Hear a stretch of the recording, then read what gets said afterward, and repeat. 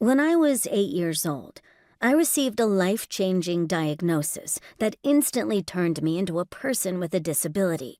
I distinctly remember sitting in Dr. Fall's office at the University of Michigan Medical Center as he delivered the results of a year of endless eye exams.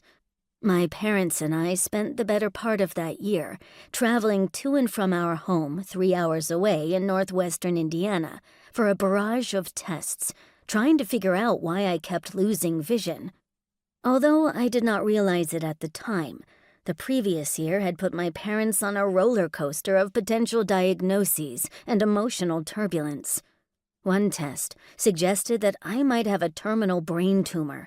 Another test indicated that I had an eye condition that would result in total blindness.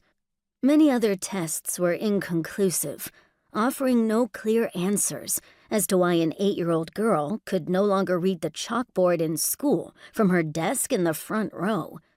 As good and faithful Mennonites, a small Christian Protestant Anabaptist denomination, my parents not only entrusted my care to the rational secular medical world, but also invoked their belief in a benevolent, omnipotent God.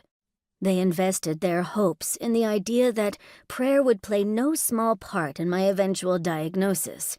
I clearly remember an evening sitting among a circle of my parents' church friends after returning home from a day of medical testing.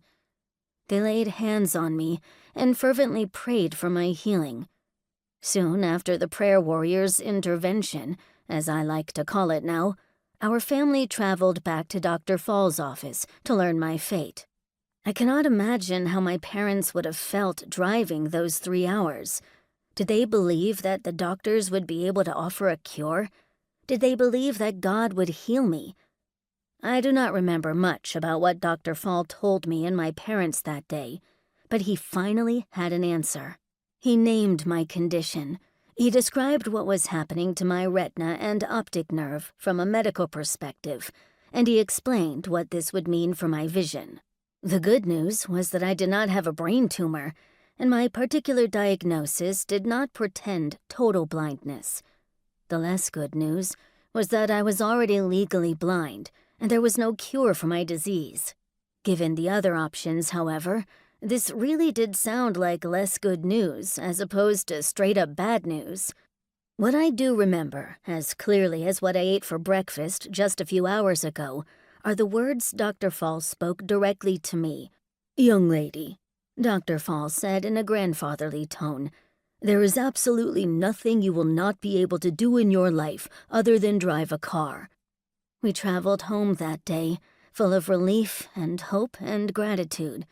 It was not entirely clear to me why this was such a happy outcome, but I was swept up by the palpable elation of my parents and the enthusiastic responses of the prayer warriors whose houses we stopped at to report the good news before returning home.